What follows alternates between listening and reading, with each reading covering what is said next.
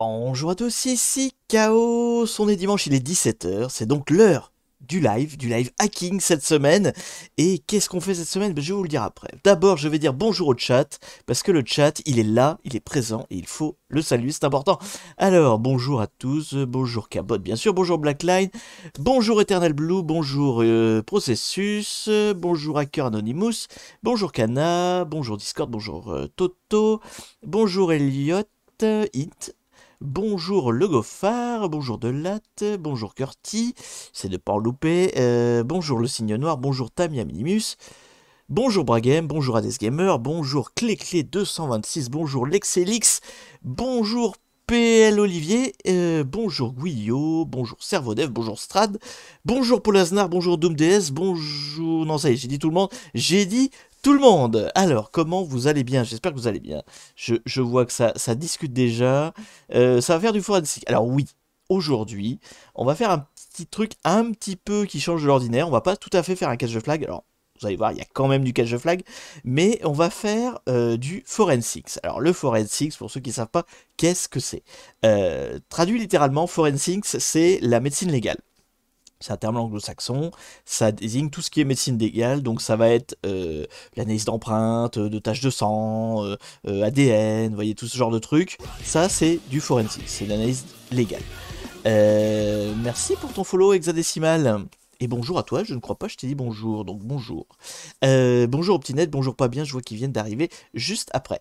Donc oui, c'est littéralement la médecine légale. Bon, dans la cybersécurité, ce qu'on appelle forensics, euh, non, je vais pas disséquer quelqu'un en direct, non, c'est pas ça du tout. Ce qu'on appelle forensics, en fait, c'est l'analyse de preuves.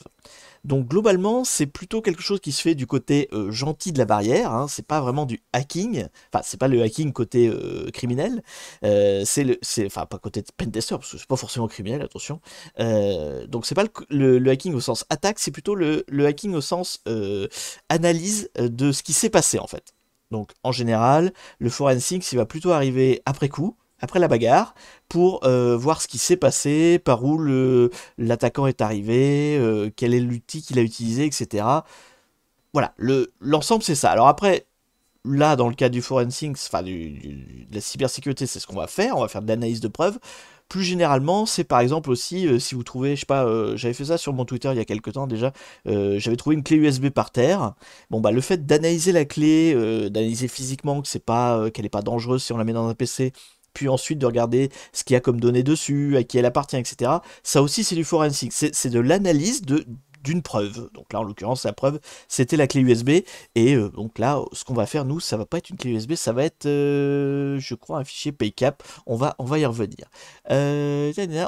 En passant, félicitations pour ta rencontre avec Wakid XY. Oui, merci beaucoup. C'est vrai qu'on a fait une petite vidéo. Alors pour ceux qui l'ont pas vu, hein, sur la chaîne de Wakid, c'est pas sur la mienne. Sur la chaîne de Wakid, il y a une vidéo où en fait on a échangé sur justement les CTF, les captures de flag, où bah voilà, Wakid me pose des questions et je lui réponds et bah ça dure quand même une bonne demi-heure. Pour info, un petite coulisse. Normalement, le format aurait dû faire une dizaine de minutes, sauf que bah vous me connaissez, hein, je parle et bah je sais pas, il a pas eu à cœur de couper dedans et donc bah ça a fait une demi-heure. Voilà. Donc du coup le format fait une demi-heure. Je sais pas si ce sera pareil pour les prochains invités. Mais en tout cas, ça a l'air de bien plaire aux gens qui l'ont vu. Donc bah écoutez, tant mieux si ça vous a plu. J'espère que bah voilà, le format de Wicked continuera longtemps. C'était moi en tout cas, j'ai trouvé ça très sympa. Tes vidéos sur YouTube me donnent envie de faire des CTF, mais je connais rien. Bah écoute, apprends. Mes vidéos sont là pour ça, pour les débutants justement. Et puis bah voilà, faut se documenter. Ça viendra, ça viendra. C'est le temps, faut le temps que ça vienne, hein. C'est ce que je disais justement dans cette vidéo avec Wicked. La première marche, hein, le débutant, le passage de débutant à je peux commencer à faire quelque chose, elle est un peu rude. On est là pour ça, hein. On est là pour accompagner, donc faut pas hésiter. Voilà, je crois que j'ai tout lu. Qui veut un abonnement? Bon, ça, vous voyez. Voilà, ok. Alors, qu'est-ce qu'on va faire aujourd'hui? Aujourd'hui, donc, je vous l'avais dit, on va travailler sur une machine de TryHackMe. Je vous l'avais annoncé sur ma chaîne YouTube, dans l'onglet communauté. Là, puis je crois que je l'avais mis sur Internet aussi. Donc, on va faire ça. On va faire la machine qui s'appelle Overpass 2 Hacked. Pourquoi Hacked? Parce qu'en fait, on ne va pas attaquer cette machine. Overpass 2, en fait, le scénario, c'est on était propriétaire finalement de la machine Overpass 2. Et du coup, un hacker est arrivé et a pris le contrôle de notre machine. Donc nous, en fait, on se situe après la bagarre, on arrive, on va analyser et on va essayer de comprendre par où il est passé, qu'est-ce qu'il a fait et comment il est arrivé à prendre le contrôle sur notre machine. Et je crois de pas me... Enfin, si j'ai bien lu le détail, là, le déroulé, après on la récupère en fait. Vous voyez, il y a une partie analyse, analyse d'un fichier PCAP, je vais vous expliquer ce que c'est, analyser le code, et après je vois il y a une partie 3 retourner dans la machine, donc je pense qu'à la fin, une fois qu'on a tout analysé par où le hacker est passé, on va y retourner et on va quand même faire un cache de flag à la fin. Hein. Je sais pas si on aura tout le temps, on aura le temps de tout faire aujourd'hui, mais c'est l'idée en tout cas. Donc voilà, on est sur un mode de défense presque, où on va essayer de comprendre ce qui s'est passé sur une attaque et comment on peut la récupérer, quoi. Comment on peut revenir dans notre bon droit. Pour ce faire, donc, le site nous fournit un fichier. Alors en fait, ce qu'on va faire, on va suivre les questions. Il y a tout un tas de questions, comme souvent sur TryHackMe. Hein, on va suivre le déroulé, parce que là, c'est plus... voilà, j'ai pas forcément une routine spécifique au forensic, j'en fais pas souvent. Hein, donc pardonnez-moi d'avance, ça je vais pas être super bon, mais c'est pas grave, l'idée c'est d'apprendre ensemble. Et donc on va suivre le déroulé, quoi. Hein, je vais pas non plus avoir tout de suite l'idée d'aller chercher telle ou telle technique, parce que j'y connais pas grand-chose, et donc on va y aller tranquille. Mais en tout cas, la première chose qu'on va faire, c'est qu'on va récupérer un fichier, donc PCAP. Un fichier PCAP, c'est quoi? En fait, c'est l'enregistrement d'un flux réseau, voilà, d'un flux Ethernet, enfin Internet, je sais pas trop là, le flux en fait entre l'attaquant et la machine, il y a eu un équipement réseau au milieu qui a capturé le flux et on va analyser ce flux pour savoir ce qui s'est passé. Voilà. Donc, hop, hop, je l'ouvre et donc on va ouvrir ça avec un outil qui s'appelle Wireshark. Wireshark, c'est un outil justement d'analyse de ce genre de fichier. Et je vais essayer de le mettre bien, hop là dans la fenêtre, qu'on soit bien là comme ça. C'est pas mal ça en fait. Pas mettre trop grand ça, ce volet là il est moins important, on va le mettre plus bas. Voilà, on va faire un truc qui ressemble comme ça. Donc Wireshark, qu'est-ce que c'est? C'est un outil en fait qui récupère un fichier PCAP. Alors il y a plusieurs formats d'entrée, hein, mais en gros un trafic réseau, il y a plusieurs formats. Il y a notamment le format PCAP. Et en fait Wireshark transforme ce format brut en quelque chose qui est lisible, hein, interprétable par un humain et plus compréhensible sur lequel on peut travailler. Donc c'est l'idée justement là. Donc là en fait on a une capture de ce qui s'est passé, de l'attaque qui s'est passée. À nous maintenant de voir ce qu'on peut en faire. Pourquoi tu ne travailles pas dans la cybersécurité avec les connaissances que tu as? Mais je travaille dans la cybersécurité, en fait. En fait, je suis consultant. Alors, je suis surtout formateur, mais je suis consultant. Et il y a mon adresse qui circule dans le chat, là. Hein, Cabot le donne de temps en temps. Si vous avez des demandes professionnelles à m'envoyer, n'hésitez pas. Hein, il y a une adresse pour ça. Pas de souci. Je suis disponible. Je ne suis pas un full YouTuber Twitcher. Pas encore. Ça, je vous l'ai déjà dit. Hein, c'est quand j'aurai assez de revenus, je le ferai. Mais j'ai pas assez d'argent, donc je suis obligé de faire des activités à côté. Donc, je suis consultant. Donc, comment ça se passe? Là, en fait, donc on a ouvert le fichier PCAP, donc de l'attaque. Hein.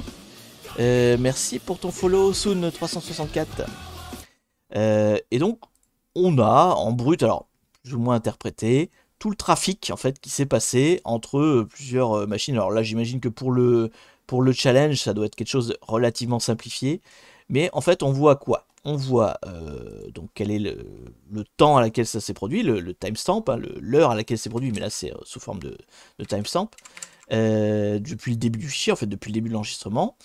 On a l'IP source qui a initié telle ou telle demande, l'IP destination, hein, c'est du réseau, hein, on est vraiment sur du flux réseau. Alors je suis pas un expert en layer, etc., mais c'est du flux réseau, donc qui venait de cette IP là en l'occurrence cette ligne là, elle indique que depuis cette IP là, avec 145, jusqu'à l'IP 159, il y a eu un échange qui s'est fait par protocole TCP, le paquet avait une longueur de 74 bits, et on a un peu plus de détails sur ce que, alors c'est écrit en dessous là, hein, sur ce qui contenait le paquet, et on a même carrément le paquet en brut en dessous.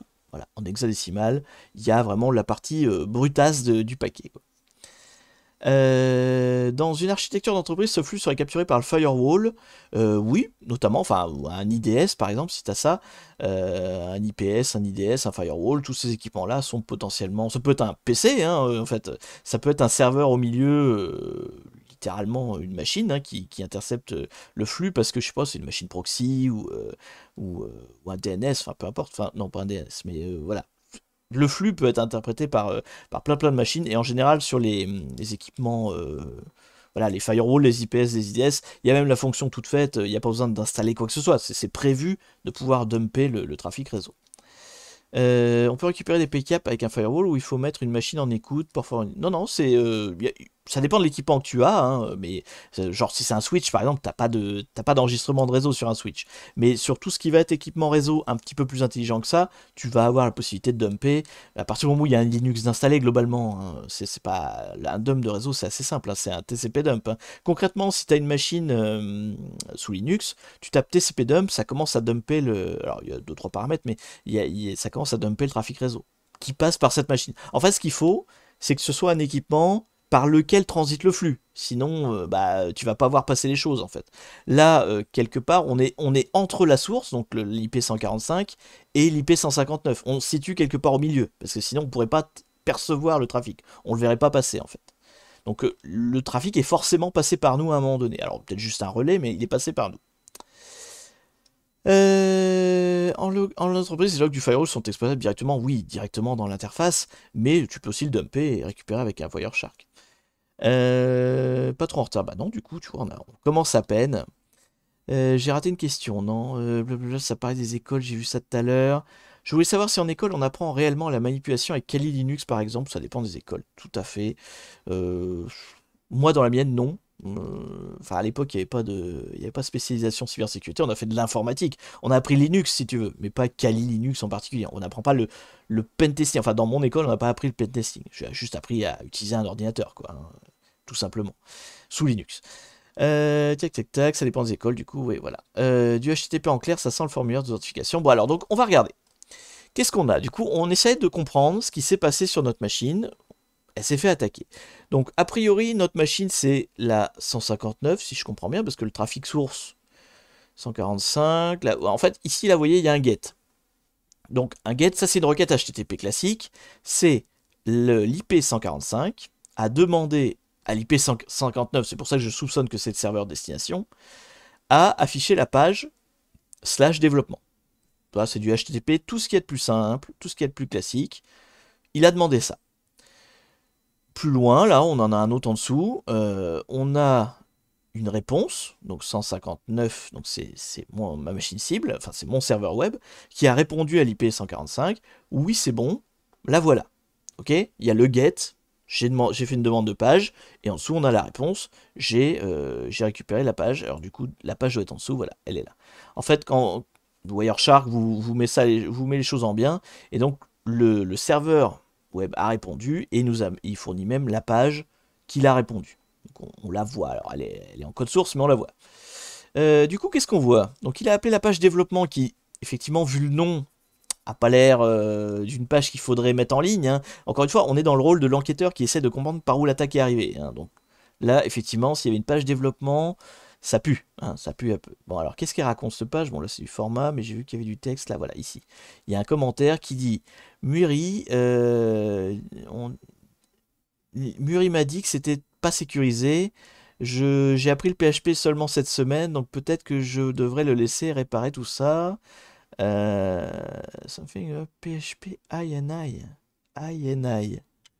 Il doit y avoir un indice là-dedans, je comprends pas ce qu'il veut dire par là. Quelque chose à propos de PHP, bon c'est intraduisible là, c'est œil pour œil, mais ça doit être un jeu de mots ou un truc. INI, ouais c'est ça, peut-être, oui. Ini, oui c'est vrai que j'ai pas l'habitude de le dire en anglais. Un point ini, ouais. En fait il parle du PHP.ini apparemment, effectivement. INI, tout à fait, en anglais.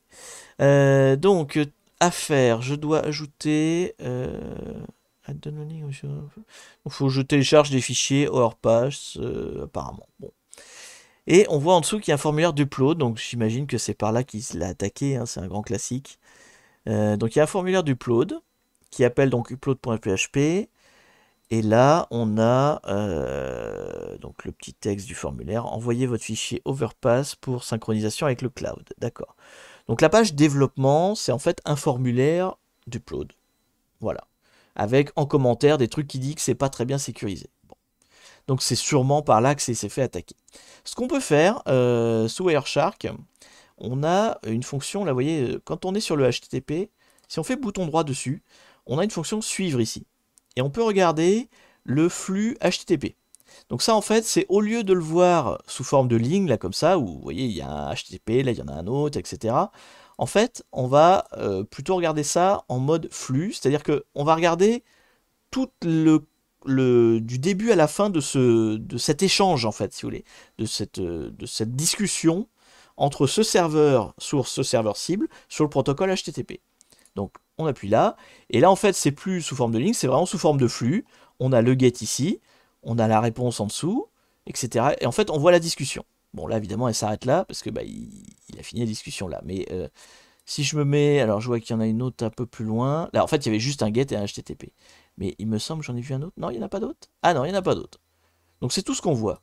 Mais en tout cas, voilà. La fonction, ça, la HTTP, ça permet de voir la discussion entre sous forme de listing plutôt que sous forme de ligne. Bon, mais du coup, la discussion ne nous apprend pas grand-chose.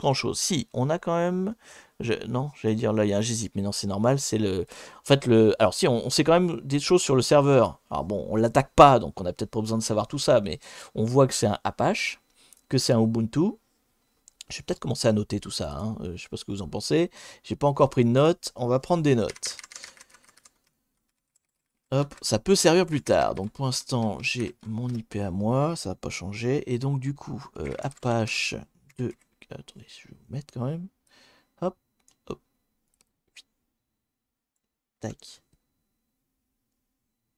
Il faudra répondre aux questions au fur et à mesure. Ouais, c'est ça, on va prendre le truc Try Avec Me, puis on va regarder un peu ce qu'il demande. Mais en tout cas, donc, c'est un Apache 2.4.29.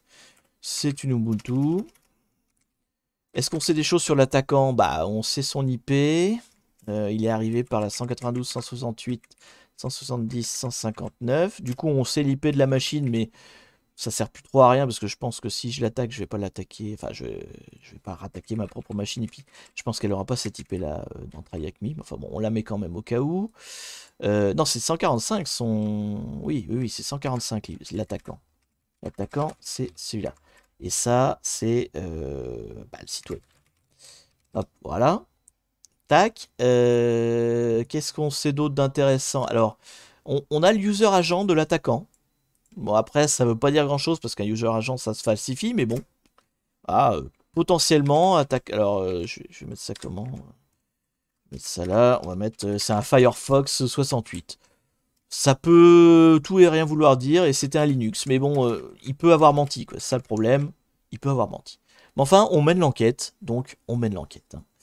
Hein. Qu'est-ce qu'on peut savoir d'autre comme information intéressante? Donc, il est arrivé par / développement. Bon, on n'a pas accès au serveur, donc on ne sait pas exactement qu'est-ce qui n'allait pas à cet endroit-là, mais enfin, c'est par là qu'il est arrivé. Hop. Et ma foi, sur le flux HTTP, c'est à peu près tout ce qu'on peut voir. Oui, non, ça, c'est notre page à nous. Et donc, c'est un formulaire de upload. Bon, on n'a pas beaucoup plus d'infos que ça sur la partie HTTP. Maintenant, vous voyez qu'il n'y a pas qu'une partie HTTP. Il y a aussi toute une partie TCP. En fait, ce qu'on peut soupçonner, typiquement là sur cette partie-là,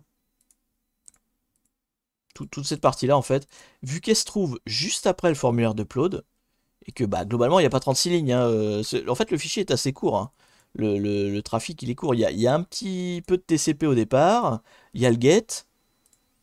Là, il y a la réponse du serveur. Et il y a encore un TCP derrière. Donc là, logiquement, je pense qu'on peut estimer que ça va être ce qu'il a envoyé via le formulaire d'upload, en fait. Vous voyez, c'est tout simplement... Ah oui, merde, j'ai mis un fil, pardon. Ah oui, autant pour moi. En fait, il y a beaucoup plus long que ça. Et excusez-moi, j'avais mis un filtre. Mais my bad, j'avais mis un filtre. Donc on va regarder du coup s'il n'y a pas d'autres flux HTTP tant qu'on est dessus. Du coup, je reviens sur mon truc là. Non, il faut quand même que je le chope. Alors, est-ce qu'il y a eu... Ah là. Oui, il y en a eu d'autres après. Donc voilà. Du coup, c'est parce que j'avais mon filtre. Excusez-moi, c'est ma faute. Donc on a un autre filtre HTTP en dessous. Donc on voit que une fois qu'il a appelé sa page développement, qu'il a trouvé un formulaire avec un truc d'upload, on voit qu'il a été chercher le fichier upload.php directement. Vous voyez, il y a un post développement upload.php. Donc ça veut dire qu'il a envoyé quelque chose. Il a envoyé un truc dans alors on va regarder. Il a envoyé quelque chose dans notre formulaire d'upload. Donc on va regarder ce qu'il y a dedans. Donc il a fait une requête post. Donc, cette fois il a envoyé des données via donc le formulaire de upload, enfin la page développement. Donc il a appelé, enfin il a été chercher, il a envoyé quelque chose sur upload.php et il a envoyé quoi? Il a envoyé un fichier qui s'appelle payload.php. Voilà, donc ça c'est intéressant à savoir. Et on a le payload en fait, il est là. En fait, il a envoyé ce fichier-là. Ah oui, directement dans un payload.php. Donc pour ceux qui ont déjà vu les CTF qu'on a fait ensemble, là c'est vraiment, il n'est pas sécurisé ce formulaire PHP. Hein. Il est tranquillou. Hein. Donc en fait, il a envoyé un fichier payload.php. Hop, je vais le mettre là. Payload.php.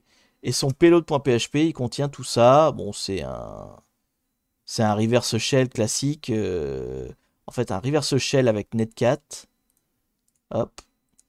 Alors, si vous avez jamais regardé les autres vidéos de CTF, c'est vrai qu'il faudrait regarder d'abord les CTF que je fais d'habitude. Ça va vous parler, là, ce qu'on fait en étant de l'autre côté de la barrière. Mais bon, je vais essayer de vous expliquer au mieux. Mais en gros, là, en fait, via un formulaire de PHP sans doute mal sécurisé.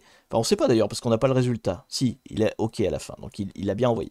Donc, via un fichier PHP mal sécurisé, l'attaquant a envoyé un reverse shell. Donc, en fait, il a envoyé une commande. Enfin, non, même pas. Non, il a envoyé un fichier PHP qui contient des commandes. Voilà. Il a envoyé un fichier PHP qui contient des commandes. L'idée étant qu'après, il voulait l'exécuter pour que ça exécute les commandes qu'il y a dedans. Et donc, les commandes qu'il y a dedans, c'est appeler Netcat et se connecter sur le port 4242. Ok. Donc, probablement que c'est par là que l'attaque a eu lieu. On va continuer, on va descendre, on va voir ce qui se passe. Donc, il a envoyé son fichier. Et du coup, j'imagine que maintenant, voilà, il le cherche. Donc, maintenant, alors, il a eu un retour comme quoi le fichier a bien été uploadé. On le voit là, c'est écrit. Donc, le formulaire d'upload est bien pas sécurisé du tout. Et il a du coup accepté l'envoi du shell, enfin l'envoi du payload. Je ne comprends pas ce qu'il fait avec RM, TMP. Alors, là, d'abord, le RM, c'est pour vérifier qu'il n'existe pas déjà. Hein, et en fait, il se crée un FIFO, je sais plus ce que c'est pas un lien symbolique, c'est un canal, quoi. Il se crée parce que tout est fichier dans Linux. Donc c'est l'équivalent d'un socket. Il se crée un socket, donc sous forme de fichier, parce que tout est fichier dans Linux, et il le met dans tmp.f. Donc c'est je sais pas comment on appelle ça, un mnpipe, voilà, le terme approprié apparemment, Noob 404. Donc c'est un canal, un tuyau dans lequel tu vas envoyer tes informations. Et en fait, donc il crée son socket, il crée son pipe, et donc en fait il l'appelle, et c'est avec ça qu'il peut exécuter des commandes, et les commandes sont là. Et en fait il envoie ce qu'il fait dans le tuyau qu'il vient de créer en TMP. Donc c'est pas comme un port ouvert, mais presque, c'est un port local, enfin je sais même pas comment expliquer ça, je suis pas assez bon en réseau, hein, mais c'est un socket, quoi. Voilà. C'est pas un lien symbolique, c'est un bus, ouais, on dirait plutôt un bus en français, tout à fait. C'est une entrée-sortie spécifique qu'il a créé sous forme de fichier, mais qui n'est pas, c'est pas un port ouvert, c'est juste une entrée-sortie sur la machine. Et il s'en sert après pour attaquer à travers. C'est une manière d'être plus transparent, enfin d'être plus discret que de faire, d'aller chercher des ports ouverts en fait. Bon bref, en tout cas ça c'est un truc standard, hein. Si vous cherchez ce texte-là tel quel, alors à part l'adresse IP évidemment, mais dans vous savez les reverse shell cheat sheet qu'on regarde d'habitude, vous allez trouver le même. Hein. C'est vrai que moi en général je m'emmerde pas à faire tout ça, mais ça dépend des machines et ça c'est une pratique assez standard, donc vous pouvez trouver ça. Bref, toujours est-il qu'il a bien voulu l'uploader, donc après il lui reste plus qu'à l'exécuter. Donc j'imagine que c'est ce qu'il fait après, oui. Il fait un get. Donc, il va aller chercher manifestement son payload.php. Il est arrivé dans le répertoire développement uploads. Donc, il fait un get. Et j'imagine qu'il l'appelle, non? Ah non, là, il affiche le répertoire. D'accord. Ah oui, donc c'est vraiment le serveur pas sécurisé. En fait, là, il se contente d'afficher le répertoire uploads qui est sur le serveur. Et du coup, le serveur lui répond, ok, voilà tout ce qu'il y a dans le répertoire uploads. Et notamment, j'imagine, alors on voit pas très bien, mais... alors attendez, il y a quoi? Donc index du répertoire upload, il y a Pif paf pouf, non, ça c'est les entêtes de colonne. Parents de dire, plif plaf plouf. Je vois pas. S'il est là. Donc, dans le répertoire upload, il n'y a rien d'autre que le fichier payload.php. Et il y a en fait le point et le point point, vous savez, pour remonter les directories, les répertoires. Et donc, dans le répertoire upload, il n'y a que payload.php. Tranquillou. Une sorte de pipe réseau. Ouais. Après, regardez avec un expert de réseau, parce que je vais dire des conneries si je détaille trop. Donc je vais rester dans la vulgarisation. C'est un pipe, il s'en sert, mais ça marche. Du coup, donc il a trouvé son fichier. En fait, il a juste appelé développement uploads, et il a vu que son fichier avait bien été uploadé, et il est là. Et ça s'arrête là pour cette conversation-là. Donc j'imagine que plus loin, il doit l'appeler. Alors, on est où là? On est à celle-là. Donc, il m'a mis sur la bonne ligne. Hein. Donc, il faut que j'enlève le filtre, encore une fois. Donc, on va regarder le HTTP suivant. Voilà, il est là. Là, qu'est-ce qu'il fait? Hop, on va resuivre. Touc. Voilà, il n'y a que ça. Donc, qu'est-ce qu'il fait? Il appelle son payload. Donc, on sait par où il est passé. On sait le payload qu'il a utilisé. Et là, il l'appelle et ça marche. Est-ce qu'on en a fini avec ce fichier? On va regarder un petit peu les questions de Try Hack Me, en fait. Hein, parce qu'après tout, on a dit qu'on allait regarder ça. Donc, est-ce qu'on a répondu à tout? Quelle était l'URL de la page qu'il a utilisée pour uploader le reverse shell? Normalement, si vous avez suivi, c'est développement. Hein, je remets ma... Attendez, hop, voilà. J'ai mes notes à côté, mais vous avez tous vu comme moi, c'était là, normalement. On va confirmer, c'est bien ça. Ensuite, quel payload est-ce que l'attaquant a utilisé pour gagner l'accès? Il faut tout recopier. Ouais, ça a l'air, vu la tête que ça a. On va tout recopier. Donc, on a récupéré le payload. Hein, il était dans la transaction PHP. Donc, il a envoyé ça. Est-ce que c'est ça? Oui, c'est bon. On peut voir tout ce qui est Netcat. Alors, on va voir après. J'y viens. Je sais, mais j'y viens. Alors, quel est le mot de passe l'attaquant utilisé pour Privex? Alors ça, on ne sait pas encore. On n'a rien vu de ce qu'il faisait après. Donc pour l'instant, on est arrêté là. Donc maintenant, il nous demande d'analyser plus loin, parce que c'est pas le tout. Ok, le gars, il a envoyé un payload, donc il a un netcat sur la machine. Mais vous savez comme moi, on a fait des CTF ensemble, juste avoir un pied sur la machine, ça veut pas dire qu'on est root de la machine. Là, l'attaquant, il a réussi à devenir root. Donc il a été plus loin que ça, il n'a pas juste eu un reverse shell. Donc il faut qu'on analyse le reste. Et là, on n'a pas fini. Donc en fait, le reste, c'est tout ce qu'il y a ensuite. Vous voyez, il n'y a plus de HTTP. Attendez, je me fais encore avoir. Voilà, je ne veux pas que je raconte des conneries. A priori, derrière, il n'y a plus de HTTP. Bon, il y a le DHCP, ça c'est le DNS. ARP, ça c'est les équipements réseau qui se parlent. Nous, ce qui nous intéresse, c'est surtout le reste. C'est-à-dire, il reste que du TCP. Vous voyez, il n'y a plus de HTTP en fait. Pour autant, il a fait quelque chose. Mais effectivement, à partir du moment où il a ouvert sa connexion sur reverse shell, maintenant, ça va être du flux TCP. Et en fait, il va échanger des données à travers du flux TCP. Donc, il faut trouver lequel. Alors, en général, je crois que ce qui est grisé, ça veut dire que c'est des transactions qui ont échoué. Hein.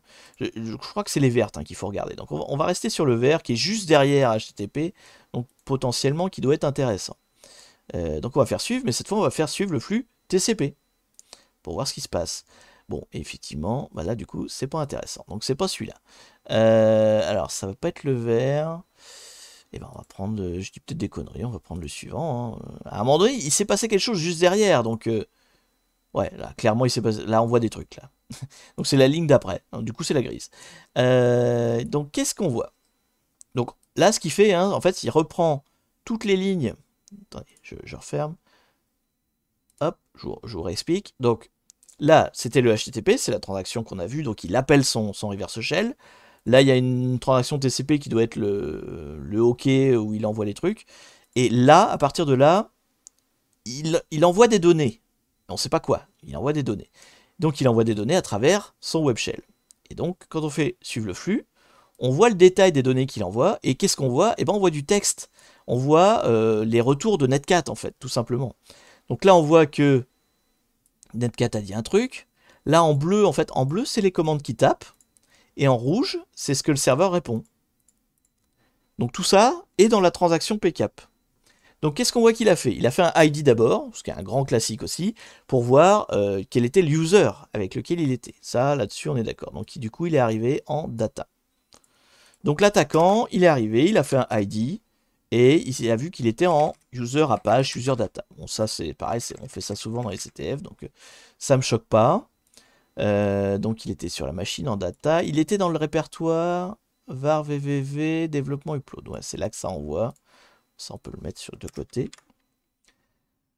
Les reversals pas chiffrés, voilà de quoi améliorer les prochains CTF. Alors ça c'est du côté de l'attaquant, hein, donc enfin, c'est pas une sécurisation du serveur que de rendre cette connexion là chiffrée, hein.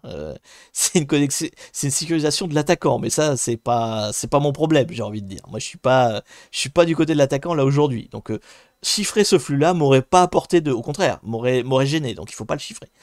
En tout cas, faut pas que je mette un mécanisme qui impose. De toute façon, je pense pas que vu que c'est à l'initiative de l'attaquant, c'est pas tellement moi qui aurais pu avoir la main dessus. Mais effectivement, l'attaquant, lui, aurait dû essayer de chiffrer d'une manière ou d'une autre. Je sais pas s'il pouvait. Faudra regarder dans le détail, mais peut-être. Du coup, donc il était dans ce répertoire-là. Il regarde qu'est-ce qu'il a comme fichier. Ok. Donc qu'est-ce qu'il voit? Il voit son payload, donc il est dans le répertoire upload, donc il voit son payload. Il voit un fichier .overpass qui est a priori les fichiers qui sont envoyés par défaut via le répertoire upload. Hein. Si vous rappelez, dans la page HTML, il disait que c'était un formulaire d'upload fait pour envoyer des fichiers overpass. Donc bah voilà, il y en a manifestement, donc ça peut être intéressant. Bah du coup c'est ce qu'il fait. Il regarde qu'est-ce qu'il y a dedans, du coup. À quoi ça sert un fichier overpass et on a, bah je sais pas en fait, on a un truc là, mais on sait pas trop ce que c'est. On a des caractères un peu bizarres qui sont dans le fichier overpass. Je ne sais pas ce que c'est ce fichier overpass, mais bon, à la limite, on s'en fiche un peu. Ensuite, on le voit se connecter à James. Et là, il a le mot de passe de James. Alors peut-être que du coup, le mot de passe de James, il venait de ça, de overpass. Je ne sais pas comment il a eu le mot de passe en fait. On voit qu'il se connecte avec le user James et qu'il a le mot de passe de James. Est-ce que le fichier overpass est un hash du pass de James? Je suis pas sûr. Je suis pas sûr. Mais bon, en tout cas, on a cette info. On a le mot de passe de James. Donc l'attaquant, il a fait une escalade de privilèges avec le user James et avec le mot de passe. C'est ça qu'il nous demandait, je crois, Troy Acme. Quel password a utilisé l'attaquant? Oui, c'est ça. Donc c'est ce password-là. Hop. Donc après, on nous demande comment il a établi la persistance. Alors la persistance, c'est en fait, parce que c'est vrai que je le fais pas souvent moi dans les caches de flag, mais souvent ce que font les attaquants en situation réelle, c'est qu'une fois qu'ils ont eu leur reverse shell, ils s'arrangent pour avoir une connexion plus stable entre eux et la machine. Donc ça peut être par exemple rajouter des clés SSH, typiquement. C'est un grand classique, je pense que c'est ça qu'il a fait, mais on va voir. C'est trouver un moyen autre que ton reverse shell qui est pas très stable, que le payload.php peut disparaître à tout moment. C'est te mettre des crédits dans la machine quoi pour être sûr que tu peux y accéder quand tu veux. C'est ça la persistance.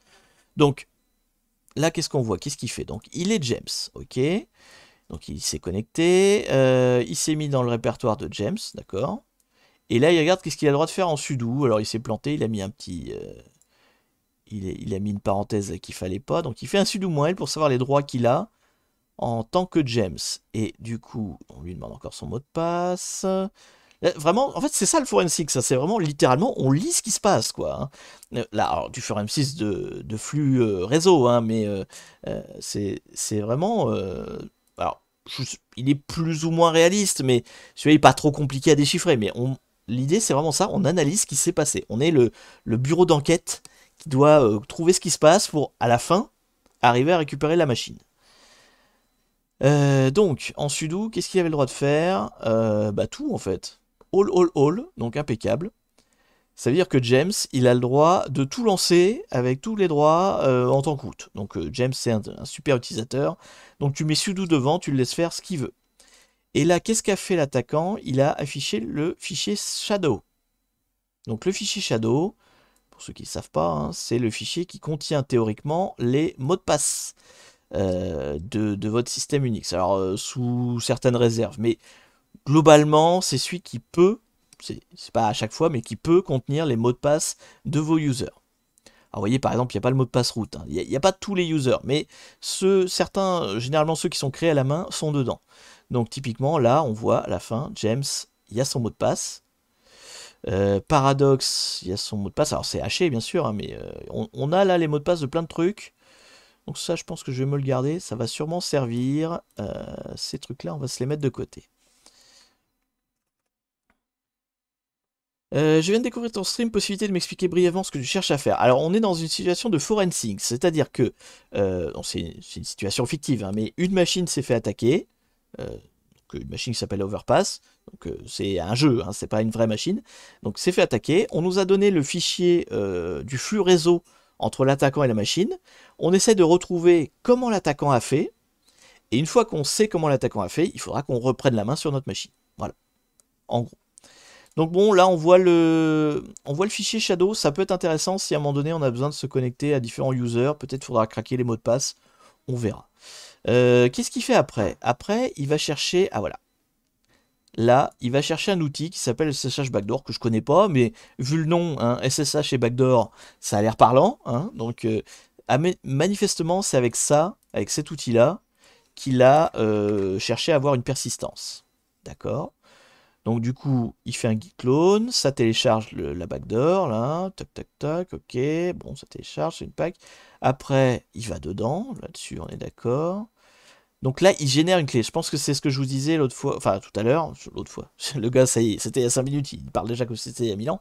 C'est ce que j'intuitais un petit peu, c'est qu'en fait, lui, du coup, il va passer par l'option je crée une clé SSH et j'injecte ma clé, comme ça je peux revenir après en SSH quand je veux. Hop là, merci pour le follow Atom429. Voilà, donc il crée une clé SSH. Merci pour le follow Rivaltex. Donc il crée une clé, il l'enregistre bon, dans le fichier IDRSA classique de son utilisateur. Là-dessus, il n'y a rien de choquant. Il le met dans Gems, quoi. Donc il crée une clé privée, une clé publique. On a la fingerprint là, mais je crois pas que ce soit très pertinent, très utile. On n'a pas la clé en elle-même, quoi. Donc, ça, je pense pas que ça. Enfin, je sais pas. Je sais pas si on peut reconstituer la clé juste avec ça. Non, random art image, non. J'en sais rien. Honnêtement, j'ai jamais essayé. Je ne sais pas. Je sais pas si juste avec ce flux-là, on serait capable de recréer la clé privée qu'il a générée à ce moment-là. Là, je sais pas s'il y en a des spécialistes du forensics parmi vous qui peuvent savoir. Je ne sais pas. Bon, bref. En tout cas, il génère une clé et il la met dans IDRSA.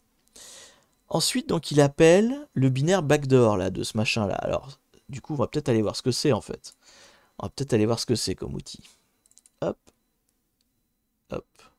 Donc, backdoor. Alors, ce qu'il a téléchargé s'appelle SSH backdoor. Donc, blablabla. Il n'y a pas de plus de readme que ça. Non, on ne sait pas plus. Et c'est un binaire. Ah, c'est un binaire. On ne sait pas ce qu'il fait du coup. Ah, c'est embêtant. Il n'y a pas d'explication de. Si, il y a le. C'est le code source, ça. On ne sait pas trop ce qu'il fait. Bon. C'est manifestement le code source. Il y a une histoire de password là. Qu'est-ce qu'il y a? Vérifie passe. Je sais pas. Bon, on verra. On se le met de côté. Là tout de suite, je sais pas quoi en faire. Donc on avance. Donc il appelle le binaire. Ok. Après, donc il fait son binaire. Moins A. Faudrait peut-être que je télécharge en fait. Peut-être que je pourrais récupérer ça là, le mettre chez moi et voir et le lancer en fait tout simplement et voir ce que ça raconte. On va faire ça, tiens. On va faire ça. Donc on va se mettre dans SSH backdoor et on va lancer backdoor, voir ce que ça fait. SH. Un SH. Ah c'est un binaire. Attends, c'est un script? Non, c'est un binaire. Donc il faut que je fasse un chmod plus X alors. Backdoor. Hop là. Et backdoor. Ok. Alors, qu'est-ce que ça fait? Donc, error reading brief key, no search file directory, no search file... Et lui, il fait un moins quelque chose. C'est quoi moins? Ah voilà. Ça y est, on a le mode d'emploi. Je pensais jamais en voir un en vrai. Bah écoute, bienvenue à toi, bienvenue à toi. Donc, qu'est-ce que ça fait a priori? Attendez, je vais fermer ces fenêtres-là. Juste vous mettre là, non pas celle-là, celle-là, voilà, qu'on y voit plus clair. Donc, backdoor, a priori, si je peux mettre moins version, ça va peut-être me dire plus de choses. Non, bon, c'est la version 0. Et moins help, moins h, il dit quoi? Ouais, c'est le même. Donc, on peut préciser un port, d'accord? On peut préciser une interface sur laquelle il va écouter. Donc, ça a l'air effectivement d'être un serveur SSH. On lui dit quel port écouter, sur quel IP. -K, c'est pour indiquer où se trouve ta clé SSH, ta clé privée. Donc là, par défaut, il va chercher dans le IDRSA. Du coup, c'est pour ça qu'il a créé sa clé privée dans le IDRSA. Ça fait quoi ça, fingerprint? Oui, je sais pas, ça dit quelle est la version des SSH apparemment. H4 backdoor. Alors ça, je sais pas ce que c'est. H4 backdoor, ça doit demander un mot de passe? Bah, non, c'est pas logique, il a déjà une clé. Peut-être qu'il demande une clé et un mot de passe. Peut-être. Peut-être. Donc, le -A, là, derrière... Merde, c'est pour ça. Hop, hop, hop. Là, voilà. Derrière son -A, là, tout ce qui vient derrière, là, ça, c'est le H de quelque chose. Pourquoi, comment, je ne sais pas. Il est très long, son H, d'ailleurs. Hein. Ça me paraît bizarre. Bon. Et donc là derrière, qu'est-ce qui se passe? Il a ouvert un serveur SSH, d'accord. Donc sa persistance, c'est qu'il a ouvert un serveur SSH sur la machine sans même qu'il y ait SSH installé peut-être. Hein, voilà, il s'est mis un... Oui c'est ça, il s'est mis une version SSH spécifique, portable j'imagine. Tu la mets sur le serveur, tu la lances, ça te fait un serveur SSH et il a accès. Voilà. C'est sa clé privée SSH peut-être, oui. C'est peut-être la clé pour déverrouiller le IDRSA, peut-être. C'est un H en tout cas, mais il me paraît très long pour un H, donc on verra. Je ne sais pas si on va être amené à s'en occuper, mais on va voir. C'est quoi la question d'après? Alors, comment donc il a fait pour établir la persistance? Vu le format, c'est l'outil, hein, oui, donc c'est ça. C'est l'adresse IP, enfin l'adresse de l'outil. Donc il a appelé machin SSH backdoor. C'est ça qu'il voulait, ouais. Alors, en utilisant la liste fast track, combien des mots de passe du système pouvez-vous craquer? Ah d'accord, donc il nous demande, du coup, grâce à tout ce qu'on a trouvé là dans le shadow, de voir si on pourrait pas craquer des mots de passe avec. Et ben on va faire ça. On va faire ça. Hop. Donc on va ouvrir ça, on va faire ça en John. Hein, ouais. Hop. Donc je vais me faire un petit fichier. Je suis où là? Ouais, je vais me mettre dans le document. Donc, on va faire un petit fichier passe, voilà, txt, hop, hop, dedans, on va y mettre tout ça, hop, oui, vas-y, alors, normalement, le format, ça c'est le format par défaut du fichier Shadow, j'ai rien coupé, je pense il me semble que John est capable de l'interpréter tout seul, donc souvent John, il faut lui mettre le user, 2 points, le mot de passe. Là, quand c'est un format déjà qu'il connaît, je pense qu'il va bien y arriver. On va voir. Je vérifie que je n'ai pas merdé. Oui, normalement, ça doit être bon. Donc, du coup, il nous demande de faire avec la wordlist fast track. Fast track, c'est fourni avec quelle liste, ça? User, share, wordlist. Est-ce qu'il y a une fast track là-dedans? Oui, il y a une fast track.txt. Donc, le tuto TryHackMe nous dit de faire avec cette liste-là, parce que j'imagine sinon il y en a pour des heures. Et je vais plutôt suivre le tuto. Hein. Donc, on veut craquer pass.txt en utilisant la wordlist. Donc, hop là, share, hop là, wordlist. Je vais y arriver. User, share, je sais plus taper ou qu'est-ce qui se passe? Non, c'est un égal peut-être. C'est un égal. Share, wordlist, ouais, c'est ça. Donc, là, fast track. Ok. Ah oui, donc effectivement, ça doit aller plus vite avec cette liste-là parce que j'imagine que tout est connu. Donc du coup, on avait combien d'utilisateurs? Bah 4 en fait. Oui, on les a tous là. Hein. Donc si je fais 1, donc pass.txt moins chaud. Alors c'est vrai que je vais un peu vite parce que John j'ai l'habitude, mais première commande, j'ai demandé à John, donc John the Reaper, hein, c'est un outil de brute force de mot de passe, d'essayer de craquer donc le pass.txt en utilisant la wordlist fasttrack.txt. Donc il m'a dit qu'il en avait trouvé 5. Et il les a pas tous craqués. Il en a trouvé 5. Et il en a craqué 4. Ah oui, il manque James. Bah James, on l'a. Donc à la limite, on s'en fout. Et donc si je fais show, il va me redire celles qu'il a trouvées. Donc en fait, il affiche le fichier shadow, mais en remplaçant les hash par leur valeur. Donc du coup, on arrive à trouver le mot de passe de security, de password, de Zimex, de Bi et de Muirland. Ok, donc ça je vais me le garder sous le coude. Je vais prendre ça plutôt. Hop, voilà. Je vais me le garder sous le coude. On ne sait jamais, ça va peut-être resserrer plus tard. Tac, tac, tac. Il y a un tuto quelque part pour avoir le même setup Kali que toi. Il faut que tu tapes comment installer WSL, enfin Kali dans WSL2 sous Windows 10.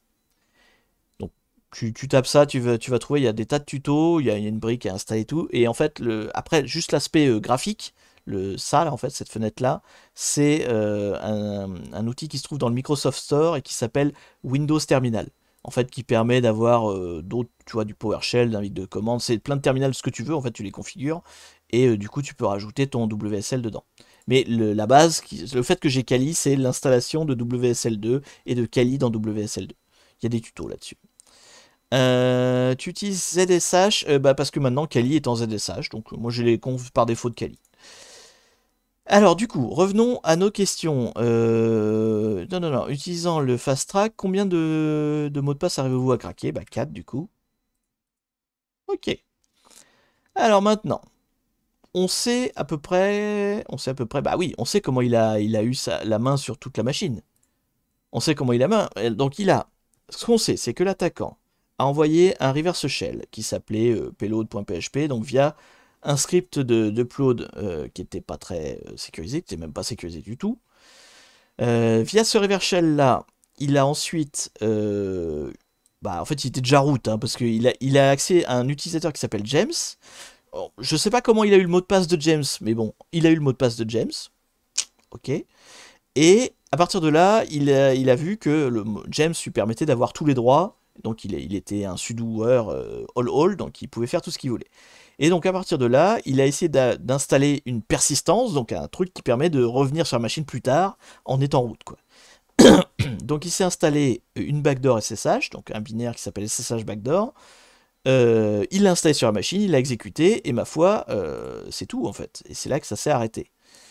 Donc, j'imagine qu'ensuite, je sais même pas si c'est dans le flux qu'on a, mais logiquement, il s'est arrêté là.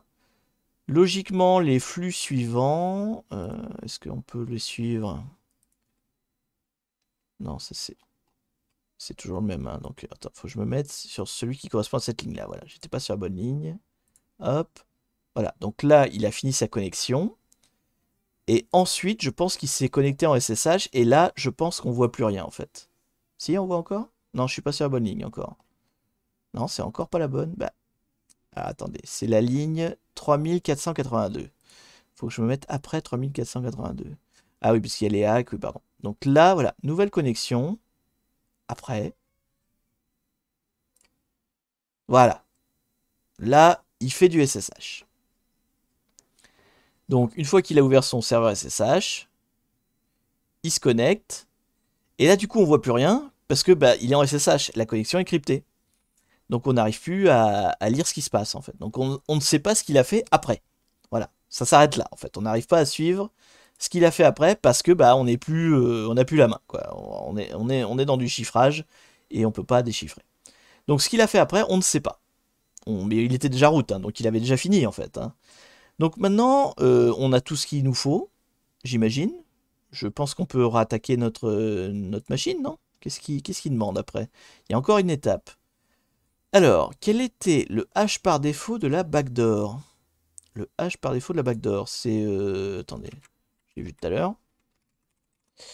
Puisqu'on l'a téléchargé, donc voilà. Il me semble qu'il nous l'a dit hein, quand on a fait backdoor-h. C'est écrit là, ouais, voilà. Le hash par défaut, c'est ça. Mais je sais pas le hash de quoi c'est en fait. Il nous le dit pas ça. J'imagine que ouais, il doit demander un mot de passe peut-être au début. Mais on n'en sait rien. Bon. On va voir. Quelle est le Salt? Alors, Salt, je sais même pas comment on traduit. Il y a eu une émission il y a pas longtemps sur. Merde, comment ça s'appelle? Un podcast. qui parlait de ça justement. Et il disait quoi? Divergence? La divergence peut-être, non? Le sel, ouais. En français, c'est le sel, mais ça veut rien dire, le sel. En fait, la graine. Enfin, non, c'est pas une graine. C'est pas une graine avec laquelle tu fais un algorithme derrière. C'est vraiment un perturbateur. C'est un modificateur de ton algorithme. Donc, il n'y a pas de mot vraiment en français pour traduire ça. On dit le sel, ouais, mais ça veut rien dire en fait. Donc, du coup, apparemment, il y aurait un sel codé en dur dans le code. Il y a un sel codé en dur dans le code. Ce serait le truc à la fin, là? Ça, là? Non, password string. Est-ce qu'il y a un cell codé en dur quelque part? Oui, là, salt. Salt vérifie passe. C'est peut-être dans les variables, tout simplement. Plif, plaf, plouf. H-string. Donc ça, c'est la H par défaut. Donc ça, c'est le H par défaut. Là, on est d'accord. Est-ce qu'il y a un cell d'indiquer quelque part? Pif, paf, pouf. Flag string, machin. Quelque part. Non, ça, c'est ce qu'il dit quand on renvoie. C'est ça, c'est le code source, hein, globalement, du binaire qu'on est en train d'exécuter. Il parle bien d'un cell, là, à cet endroit-là, mais il le fournit pas. Là, il y a le type d'algo. Donc, c'est bien un mot de passe. On est bien d'accord, par contre, que la backdoor SSH, de ce que j'en comprends là, en fait, non seulement demande une clé SSH, mais demande aussi le, un mot de passe.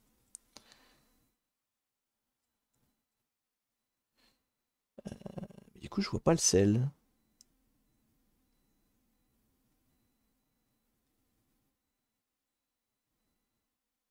Session, bin bash, pif, paf, pouf. Il n'y a que ça, là, hein. Ce serait ça, le cell? Attends, il envoie. Donc, il appelle verifie pass. Il y a le hash, il y a une chaîne et un password. Oui, ça doit être ça. Verifie pass, il est où?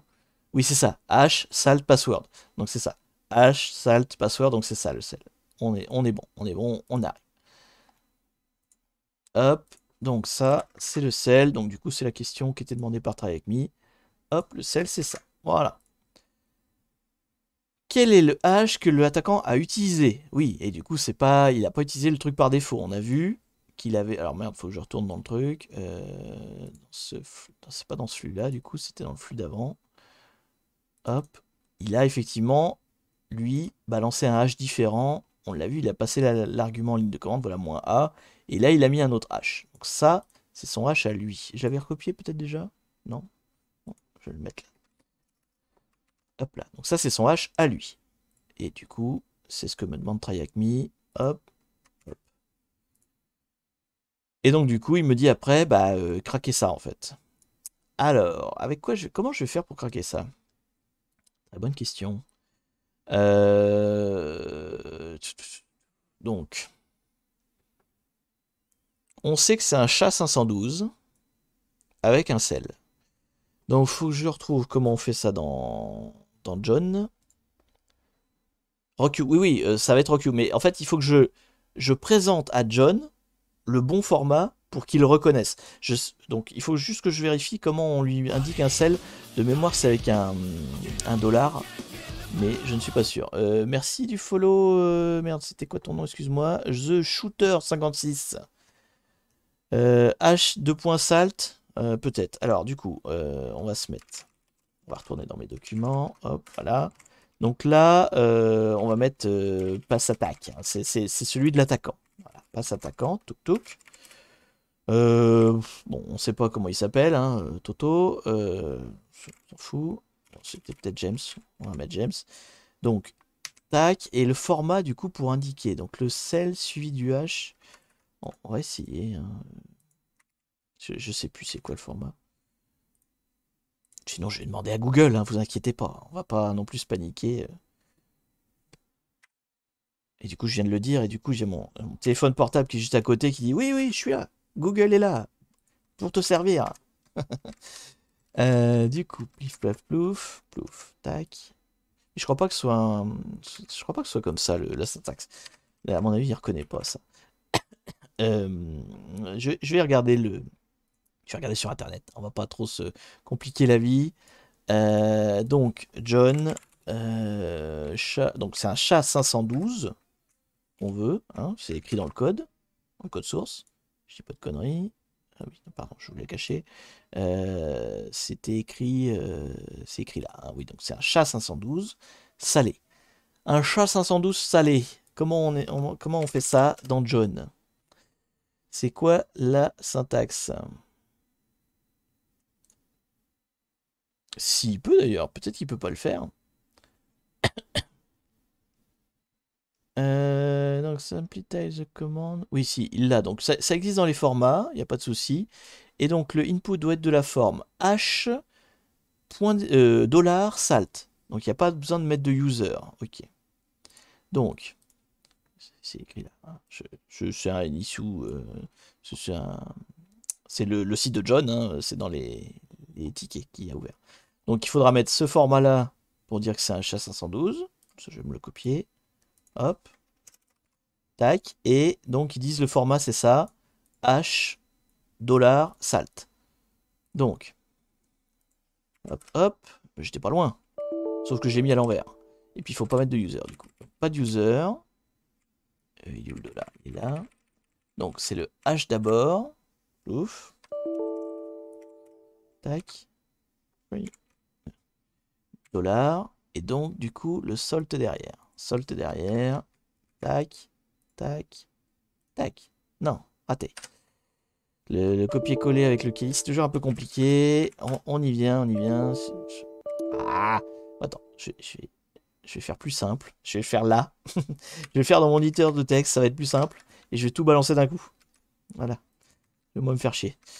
Tac, tac. Je veux ça, en fait. Donc. Hop, écho. Et là, dans... c'est pas cet attaquant, j'ai appelé. Ouais. Ouf. On vérifie que c'est bien écrit. Non, pas comme ça. Pas comme ça, Zinedine. Il m'a mis... Non, il me l'a pas mis. Ah oui, non, parce qu'il a interprété. Ah, oui, mais non. Echo, c'est moins N. Ou moins E, je ne sais plus. Non, c'est moins E. Il interprète pas. Non. C'est moins N, alors.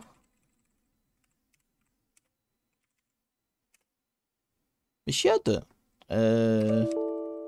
Faut des simples cotes. Ah, c'est ça. Voilà, tout ça parce que j'ai les copier-coller entre le Windows et Kali qui est un petit peu compliqué. Merde. Oui, bon. Qu'est-ce qu'il fait? Qu'est-ce que j'ai merdé? Pourquoi il est parti en cacahuète là? Là. Passe. Ça, d'accord. Là. Voilà. Donc, est-ce que cette fois on est bon? Non, toujours pas. Bon, ça commence à me gaver. Hop. Ou alors je vois pas. Attends. Ah si, mais il est à la fin, je suis con. Il est à la fin.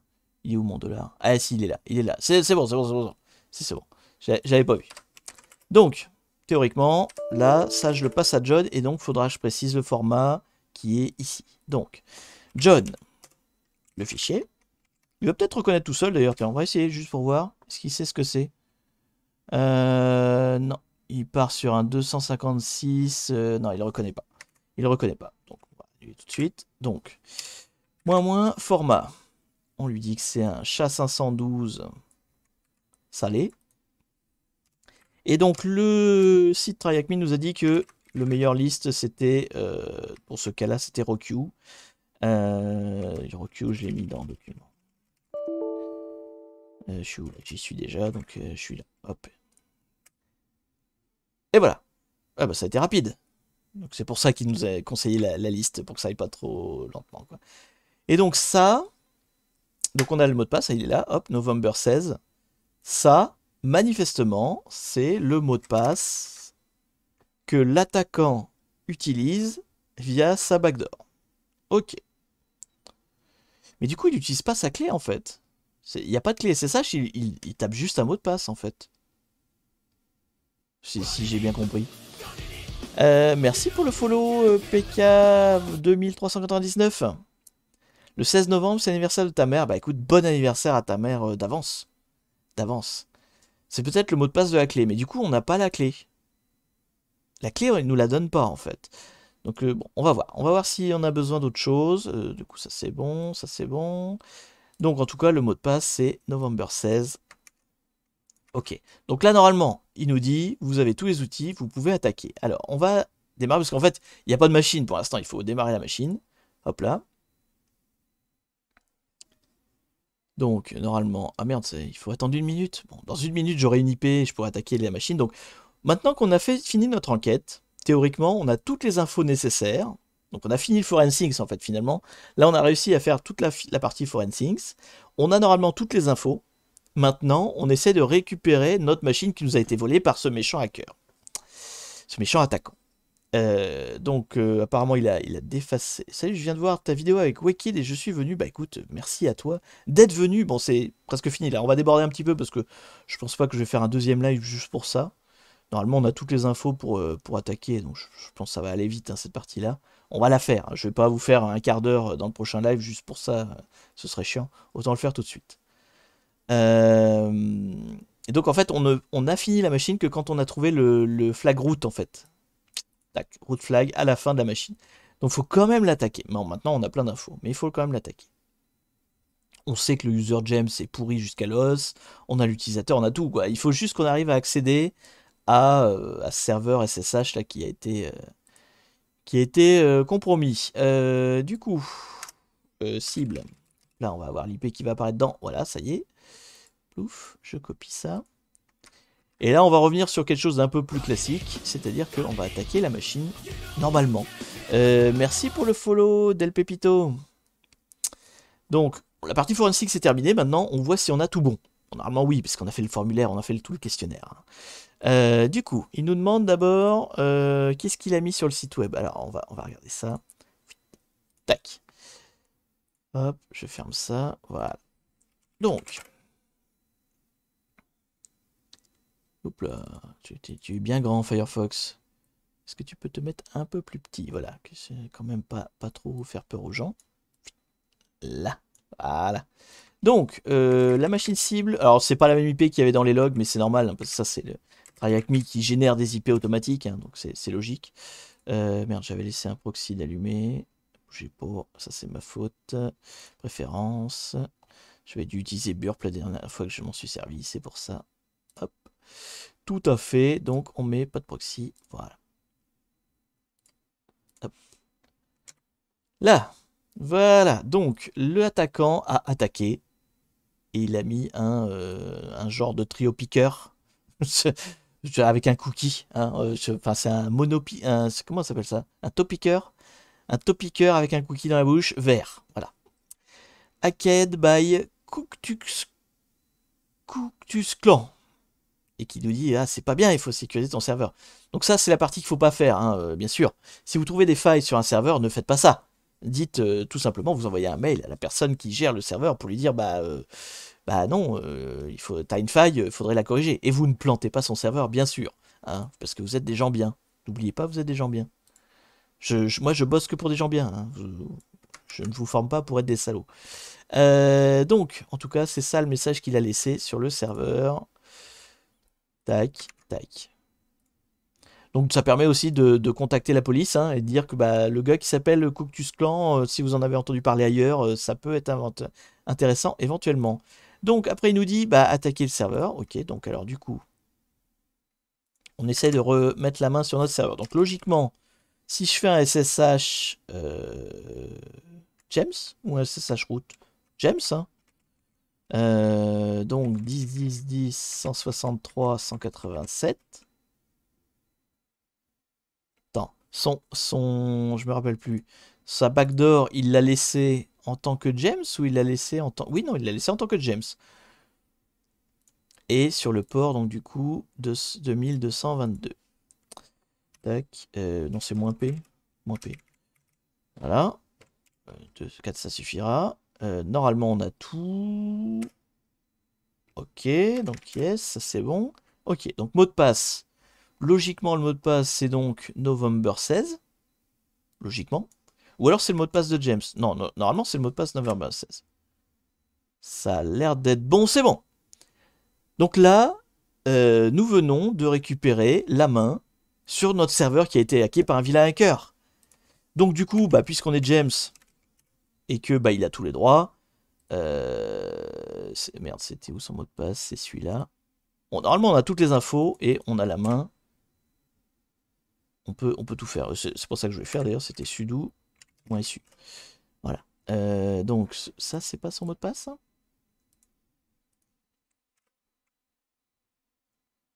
Non? C'est November? Ça a changé le mot de passe November 16? Non. Pourquoi on peut pas? When ever not. Merde, c'est chiant à taper si le copier-coller marche pas.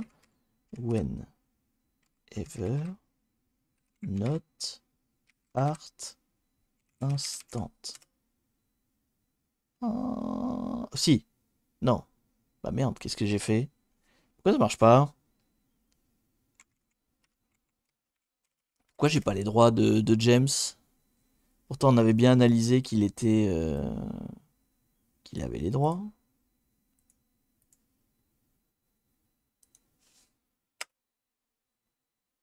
Fais un ID, t'as pas besoin. On sait qu'on c'est James, c'est écrit devant. C'est écrit au début de la ligne. Merde, ID. Je suis James. Donc pas besoin de mot de passe, il y a un autre moyen de passer route.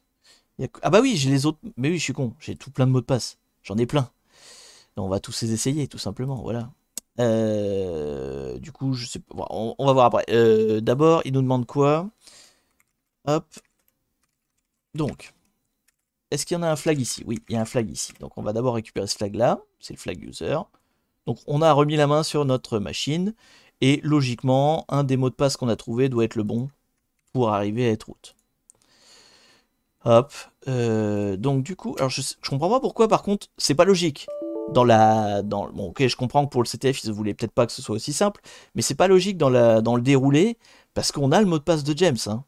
Donc il n'y a pas de raison que ça fonctionne pas. Mais bon, allez, admettons, admettons.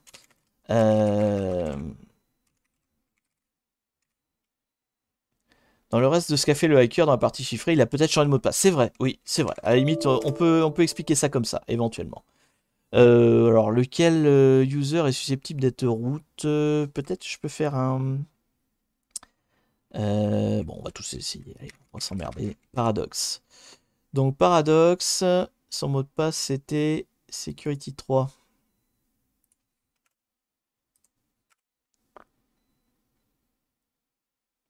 Non? Il veut pas. Ah, il a peut-être changé plein de mots de passe, hein. Muirland. Muirland. Son mot de passe, c'était ça.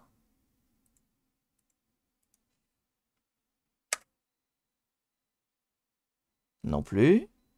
Ah. Zimesk. J'en ai aucun qui passe, c'est pas de chance, hein. Il a changé tous les mots de passe, le hacker, quoi. Fait chier. Tac. Donc, password. ABCD 1, 2, 3. Hop. Hop. C'est peut-être mes copier-coller qui marchent pas aussi. Il faut que je me méfie de ça. Et enfin, B. B. Et ça, c'est secret 1, 2. Je peux le taper, il est pas compliqué. Eh ben, il n'y a rien qui marche, hein. Oui, oui, c'est security. C'est même 3 là. J'ai fait un copier-coller, hein. Donc je sais que c'est pas security.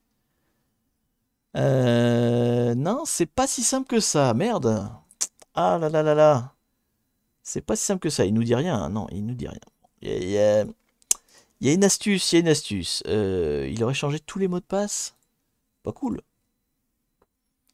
Tu copies aussi l'espace. Ah merde. C'est ça que j'ai fait. J'ai copié l'espace.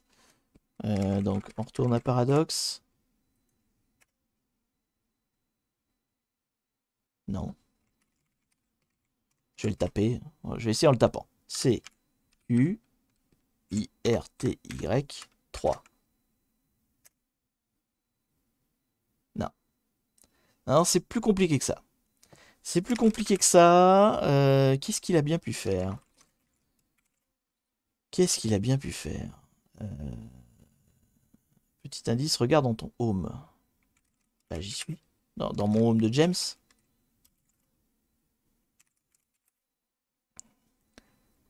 Alors, qu'est-ce qu'on a? SUID bash. Qu'est-ce que c'est ça? Ah, qu'est-ce que c'est ça? C'est quoi ce SUID bash là? Oula, oula, oula, oula, oula. Attendez, attendez, attendez. Qu'est-ce que c'est que ce truc?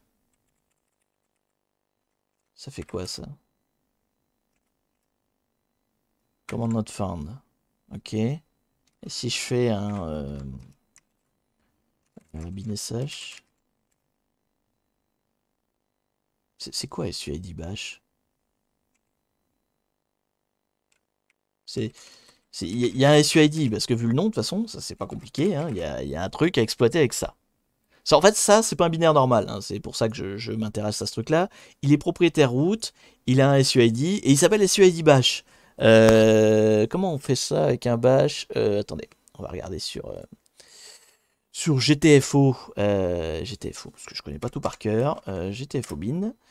Donc, on va regarder bash, mais c'est un SUID bash, donc je pense que en fait, le binaire, c'est le binaire de bash, qu'il a renommé en SUID bash, et du coup qui appartient à root. Mais du coup, quand tu as un SUID, tu fais comment? À moins P. Tu fais moins P, d'accord.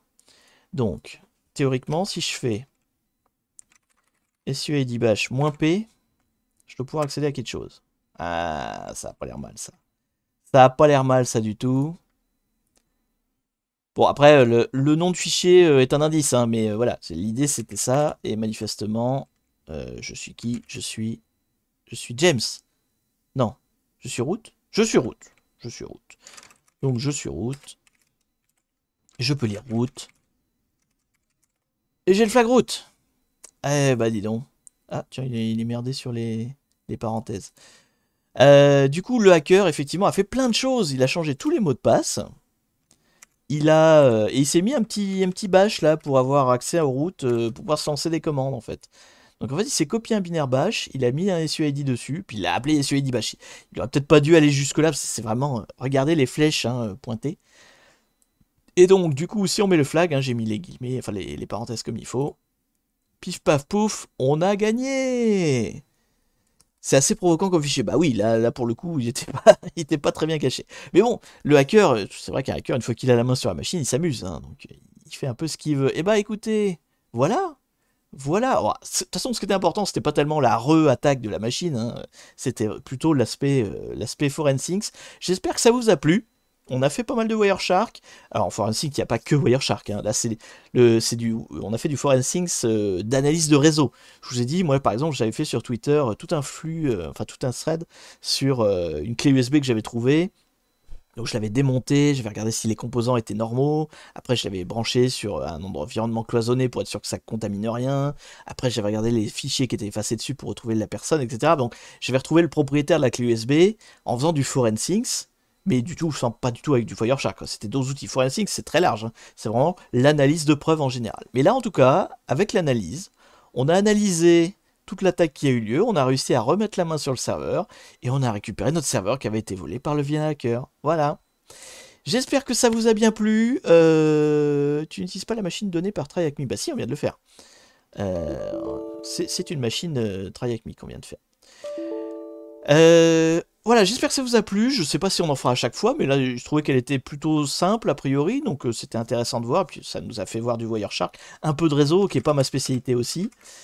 Et puis bah du coup, la semaine prochaine, ce sera le prochain Pirate Talk. Hein, pour ceux qui savent pas, une semaine sur deux, maintenant je fais des talks. Donc on discute de sécurité informatique, d'éthique, de politique, un peu tout ce que vous voulez. Vous venez soit en vocal, soit dans le chat, soit même dans le jeu, parce qu'on joue en même temps à Sea of Thieves. Et en fait, on discute, on échange, c'est du blabla. C'est une séance de blabla d'1 heure. Et donc dans 15 jours, on fera un nouveau, soit catch the flag, soit autre comme on a fait aujourd'hui, mais en tout cas on fera du hacking. Sur ce, bah, je vous dis à la semaine prochaine pour ceux qui suivent tous mes lives, à demain pour ceux qui regardent les replays, enfin vous êtes déjà dans le futur, donc à aujourd'hui si vous êtes en train de regarder le replay sur YouTube, puisque je le mettrai donc lundi, et donc à dans 15 jours pour le prochain live hacking. Merci à tous d'être passés, et à la prochaine. Salut!